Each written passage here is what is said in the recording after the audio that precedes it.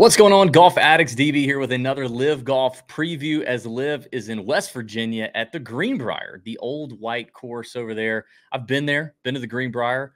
I had a lovely experience there a few years ago in the fall. Weird place, but it's a good time. We're going to have a good time on this show today. I'm going to do a lot of screen sharing. We're going to go through this golf course here in just a second, talk about some of the features of the course. It's not that hard to figure out. I will tell you that. I'm going to share my screen and do a flyover. We're going to talk about the odds. We're going to talk team odds, outright winners, some placement bets. There's a matchup that I like, and I'm going to kind of try to figure out my outright card right here live with you. And then at the end, we're going to take a flashback. We're going to go back in time because some of you may not have been following Tour Junkies when I did this, but back in the day, the Greenbrier was obviously on the PGA Tour. It was a PGA Tour event for years, and when they had the Greenbrier, they would run the never-ending Greenbrier promotional commercial involving Phil Mickelson and Falconry and four-wheeling and just falconry. And it was just constantly, if you were watching a tournament, you know, I remember watching Danny Lee win and all these guys went and you would see the same commercial literally 4 times an hour, maybe 6 times an hour on the network coverage. And it was just drilled into your brain. And I prank called the Greenbrier one time. And it was a good time. And we recorded it on YouTube. I'm going to screen share and watch that. We'll have a good laugh there at the end. So hopefully we make a little money because I am in the positive for LIV Golf outright betting for the year. I'm up like 60 units. Only two events left this season. So let's get into this. Let me share my screen and we will do, we'll take a look at this walkthrough here. This is the flyover presented by the Greenbrier. This was just posted a year ago. I've got it at 1.5 speed. So we're going to move pretty quickly. It's about an 8-minute video because like I said, there's not a lot to really get into here. It's not a difficult golf course. Bryson DeChambeau won here last year at 23 under in the inaugural LIV Golf Greenbrier event. He shot a 58 in round 3, and that was in the rain, in wet, rainy conditions. Shot a 61 in round 2 and a 68 in round 1. He beat everybody by at least 6 shots. Well, he beat Mito Pereira by 6 shots. He beat Richard Bland and Matt Wolff by 7, actually, as well as David Puig. And he beat Harold Varner by 9 shots. It was quite the runaway from Bryson. Everybody remembers watching. Well, if you were watching the LIV coverage, you were watching the you were watching the 58. It was quite spectacular. But historically, the Greenbrier has been won by a wide variety of winners. In fact, you've got more Greenbrier winners on the PGA Tour here at LIV. Kevin Na, Danny Lee, Joaquin Niemann, all won here at the Greenbrier. It's not a course that you have to be long. So even though Bryson dominated it, he really found a lot with his wedges last year. And he talked about it yesterday in the press conference, how everything just kind of fell into place with the wedge play with Bryson last year. Yeah, I'm not going to bet him to win this year, spoiler, but you can dominate this place from the fairway. He was hitting driver unbelievably that week, and then he just hit his wedges closer than he normally does because he normally doesn't. But a lot of different player types, skill sets can win here. It does look like we might have some thunderstorms and some rain pop up. So if you're playing from the fairway, these guys can really go low and eat here at the old white. It's not TPC anymore because the PGA Tour got mad when they went to LIV and took it out of the rotation. But if I say TPC old white, that's why.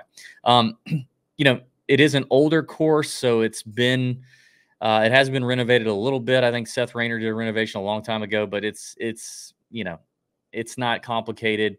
Not a whole lot of penalty areas. You know, navigate the trees to par 70, around 7,300 yards. You've got 2 par 5s here, 570 and 615.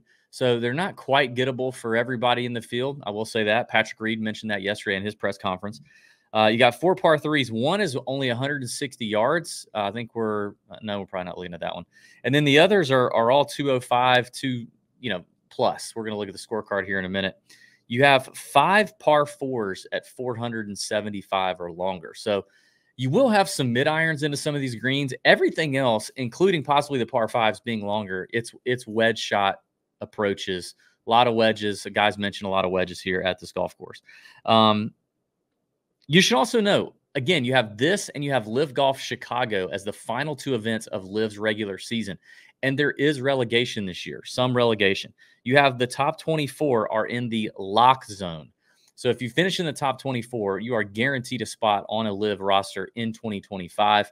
So there's a few guys looking to lock that up, some on the bubble. The biggest bubble is the 49th and lower drop zone. If you finish 49th or lower, you are not coming back unless you requalify or you're exempt captain, which is a bogus rule. LIV should change that.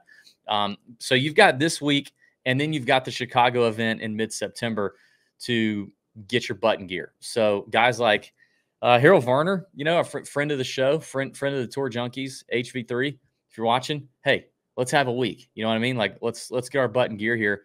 We'd love to see something. We'd love to see something out of you. I mentioned the scorecard. I'm not going to show it since we're watching the flyover.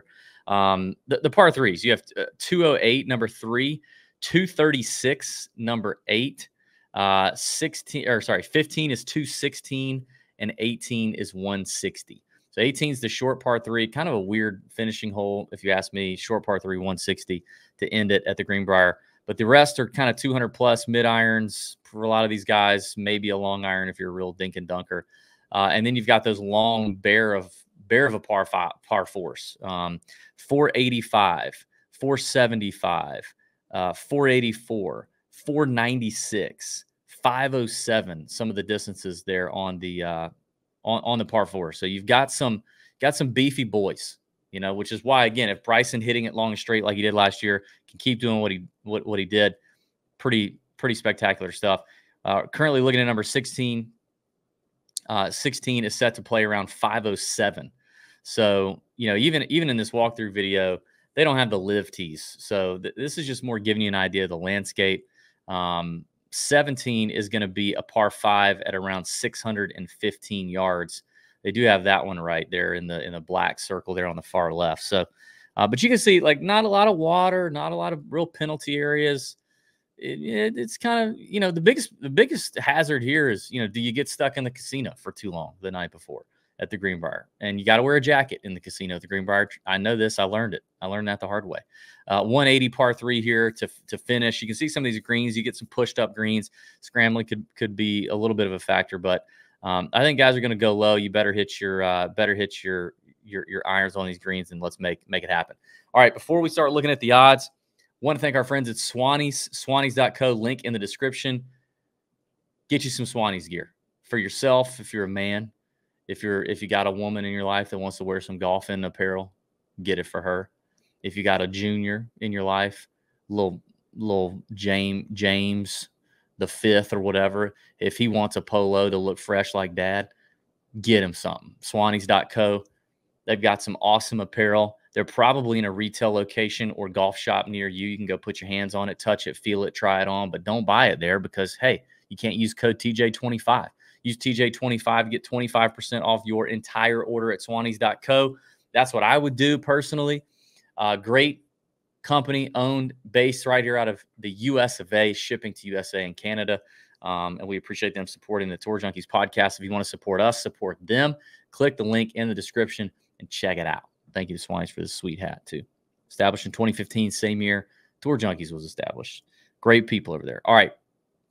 Next, we're going to do is we're going to share the Bet Online Sportsbook screen that I got pulled up here and talk through some bets, shall we? Now, you know, this is what I do every LIV show. Let me pull it. There we go. I pull up Bet Online because a lot of places, even if golf gambling is legal in your state, LIV is not on every regulated book yet. They're working on that, but they're not on every regulated book just yet. So I pull up Bet Online because Bet Online has the most options, and it's an offshore book with a decent enough reputation for you to use. So would recommend, if you want to do that, to do that. All right, I want to start off with the team bet. I got one bet, and I bet these guys last time. They screwed me. It's okay. But I'm going with Torquay yet again. I'm going with Torquay yet again, and I don't care. I don't care who knows it. It's led by Joaquin Niemann. You got Sebastian Munoz, Mito Pereira, and Carlos Ortiz. Let me tell you some of the logic behind this. Number one, Niemann has potential to lock up the LIV Player of the Year. He's been absolutely amazing. He's been the best player on LIV outside of John Rahm, and you could argue maybe better because he does have 2 wins, but he's got a T30 and a T32. His only 2 finishes outside the top 10, whereas Rahm has a top 10 in every event he's played in. But Niemann currently has the points lead and could lock it down. He's also a past champion here, and all 3 of his teammates have had success here at the Old White. Last year, you had Carlos Ortiz finish T7. You had Mito Pereira finish runner-up. Our boy Sebastian Munoz, 3 times on the PGA Tour, has played this event. Sorry, 2 times on the PGA Tour, finished 3rd and 7th in a full field event, finished 12th here last year. So the Torquay boys know how to take apart the Old White, and I kind of like that at 6-1. If you can see that here, 6-1 Torquay would be my bet to now. Obviously, Legion 13 is doing big things with Rahm and Hatton, really leading the way there. And it makes sense. And Mito's not playing great. Mito's probably the weakest link, and I know he finished runner up here last year, but he's not been good. So Mito is the one that I'm probably most concerned about. Let's just see where Mito is. Mito is number 43 in the standings. He only has 1 finish inside the top 30, and it was an 8th in Adelaide. Like, he's really, really mailed it in. It's kind of sad how far Mito has fallen. T35, T35, T34, his last 3 events. Like, he is definitely the liability on this team. But, Munoz has had some decent finishes. T7 a few weeks ago in Nashville. Ortiz has done well. He's won this year, won in Houston, had a T9 in Nashville, T14 the next week at Andalusia. So I don't know. I think just for the value, Torquay for me in the team bet, I like. All right, let's go to outrights. Now, I got to make some decisions here because this is, let me minimize this so you can see the full thing. Okay, these are the only 5 names I am considering for outrights. I'm not going to bet John Rahm the favorite, although he should definitely be the favorite. I'm not playing Bryson. So for me, it's Niemann at 8-1, Hatton at 10, Garcia at 20. I've been a sucker for him most of the year. I wasn't on him the 2 weeks he finished runner up. Thankfully, I was on the one guy that beat him. 2 of my 3 live outrights this year have come thanks to Sergio Garcia screwing it up in playoffs. But I keep feeling like he keeps knocking on the door, and he did get the win. Not a couple of weeks ago at Andalusia, as one of the hometown boys. Ortiz at 30-1 to win again, and Munoz at 50-1. Given Munoz's track record here, T3, T7, T12, and the fact that he has at least flashed in a couple of instances. He's had a T7, a T9, T13, T15 this year. He's number 25. He is just outside of that lock zone. But it's a course, obviously, he's comfortable on. He is a PGA Tour winner. We've seen him close the door on a PGA Tour win. So Munoz at 50 is enticing to me. I think given the soft conditions, given likely a high green and regulation rate, it could turn into somewhat of a wedge putting contest and lead to some variance. So Mito at 50 gives me that. But I think what I'd have to do to structure the card is like, I'd either have to play, I'd probably have to do like 2 of Niemann, Hatton, and Garcia and just be done, or play Munoz and Ortiz and then pick 1 of Niemann, Hatton, Garcia, and have 3 guys in play. I actually think from a stat standpoint, Niemann probably checking probably checking better boxes given the total driving. Now, Hatton's total driving has not been terrible, but Niemann's slightly better. Green regulation rate, both are good, but Niemann is a little better. Both men are putting really well. Hatton hasn't beaten scrambling. I just don't think scrambling is going to really be a thing here. And I just feel like Niemann locking it up, and he's been extremely consistent. I think I just like him a little bit more at 8-1. I don't even know, has Hatton ever played? Let me see if Hatton's ever played. Obviously, Hatton was not here last year for LIV, but let me look on the PGA Tour and see if he ever played. Oh, geez, not Scotty Scheffler. What am I doing? Hold on, people. Let me pull up Hatton here. Greenbrier. No, never played the Greenbrier. Yeah, I think I lean Neiman out of those two. Sergio. Let's see what Sergio has done at the Greenbrier. Never played the Greenbrier, at least not to back to 2016.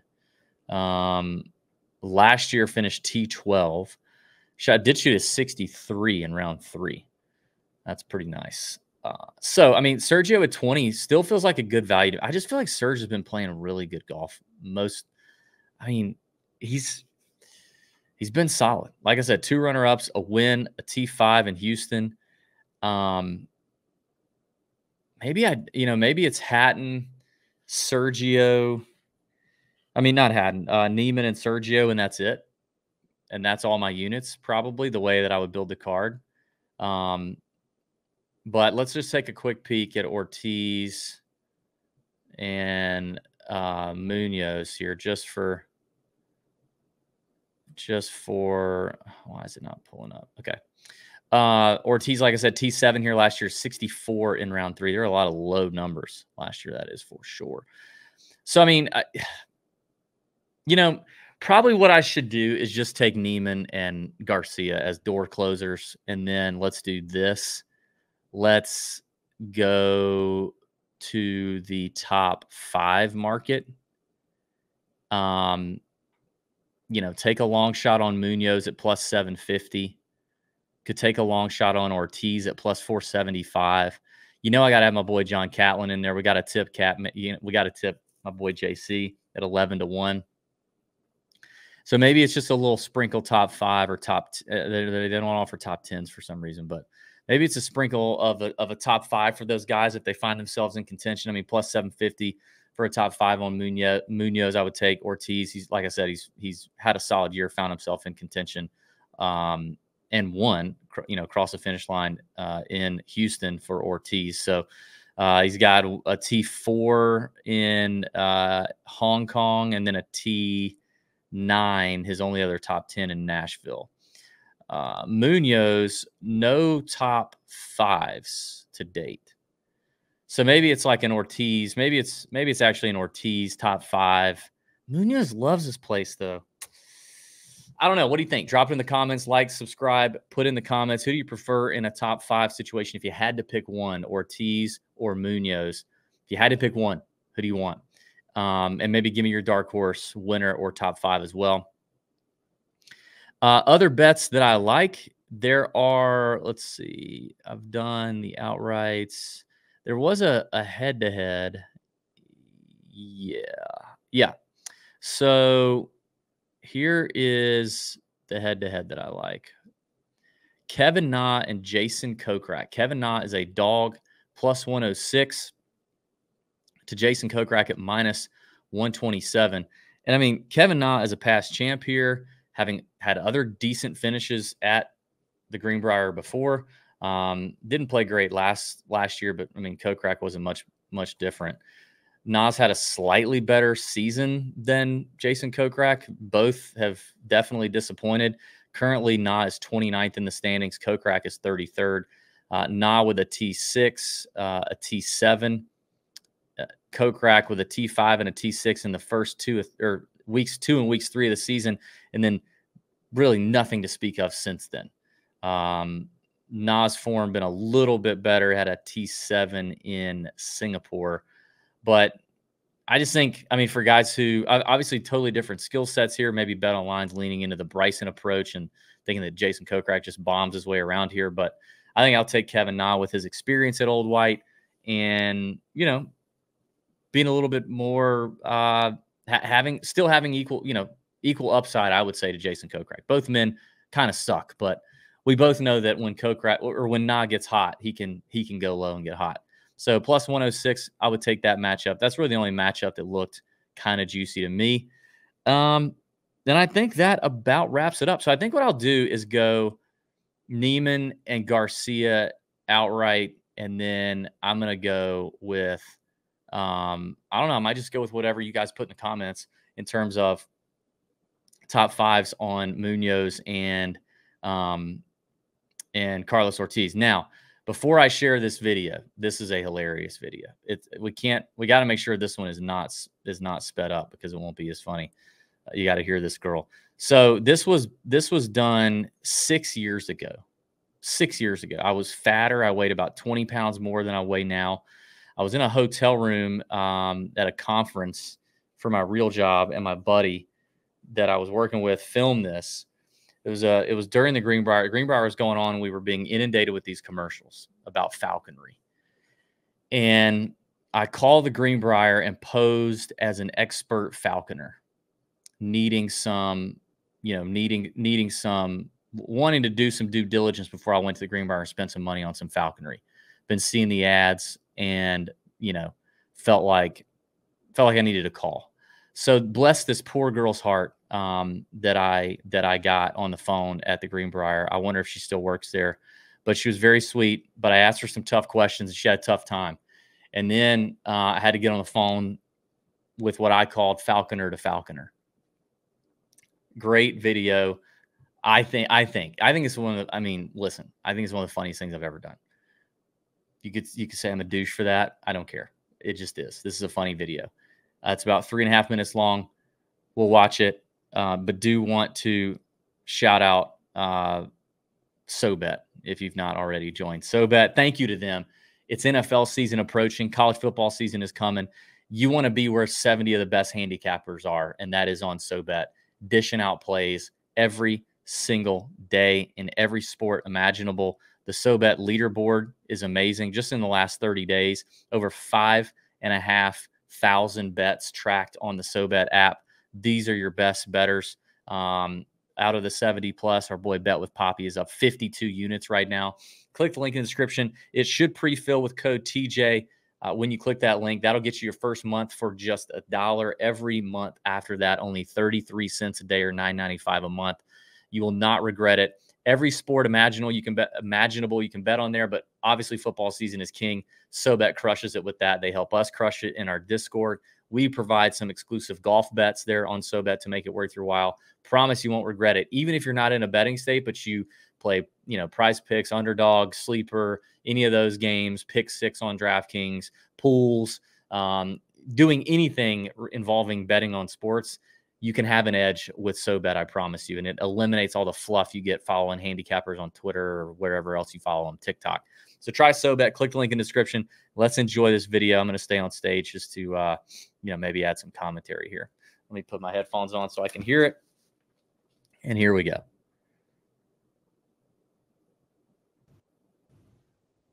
Thank you for calling the Greenbrier Activity Reservations. My name is Iris. May I have your last name, please? Hi, Iris. Bohmfield. I was calling the Greenbrier to get some information on falconry. Boom. Hopefully this works. Boom. The OGs know. Going under the alias of Bill Bohmfield. This is also before I could grow facial hair in these gaps. I'm going to find out if Phil Mickelson is lying in that commercial. That's what we're going to do. So I just shaved everything. Hello?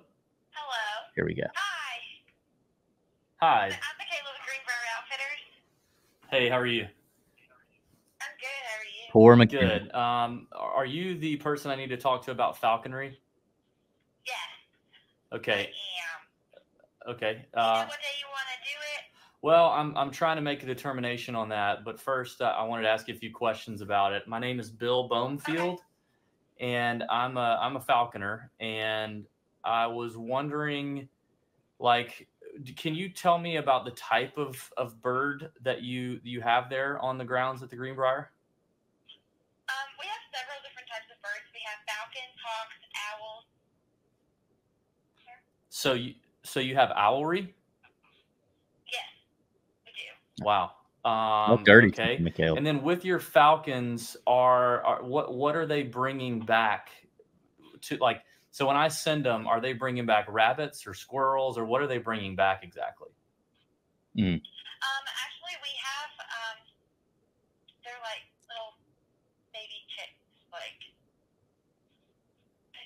they're like little frozen baby chicks. Michaela did not. Frozen baby chicks. But yeah, yeah, it is. Well, that's interesting. Yeah. Okay. Different. Wow. Yeah. I mean, because as a legitimate falconer, you know, I mean, falconry is typically when the bird of prey gets an animal from its natural habitat and brings it back. And I don't know that frozen baby chickens naturally live in the Greenbrier grounds, but so I don't. It doesn't sound like it's falconry. It's. I could help with like reservations and like getting you set up with an intermediate falconry lesson. Intermediate? But as far as like Ish, please. about the birds actually hunting and stuff, Cody would be able to answer it. Okay, I'm sorry. You said intermediate falconry. I mean, I'm actually an expert falconer, and that's a little. Who does? Well, concierge is called, but we only offer beginner and intermediate. So you don't have an expert level falconer class? No. It sounds like it's just kind of a bird circus. If they're just flying around picking up baby frozen chicks. Oh dear. So when is Cody available? Kayla. Cody is currently with a private group right now. Is it Phil Mickelson? I know it's a golfer, but I'm not sure which one. Oh, okay. Oh, he's out with it's called Brick Street right now. The PGA, but. Oh, yeah. All right. Well, is there a good time I can get in touch with your falconer? I just want to talk like falconer to falconer, kind of. Okay. I can take your name and your. There we go. All right. Well, at least it amused me. I don't know if you guys had enjoyed it as much as I did. Hopefully you did. But it was a good time. It was a good call. Michaela was a good sport. God bless her. She never knew what hit her when Bill Bonefield, expert falconer, called the Greenbrier. All right, that's it for me. I hope you guys enjoy LIV Golf Greenbrier this week. Give it a look. I mean, obviously, yeah, the season's coming to an end here pretty soon. And we got you covered. So bend over your bookies. See ya.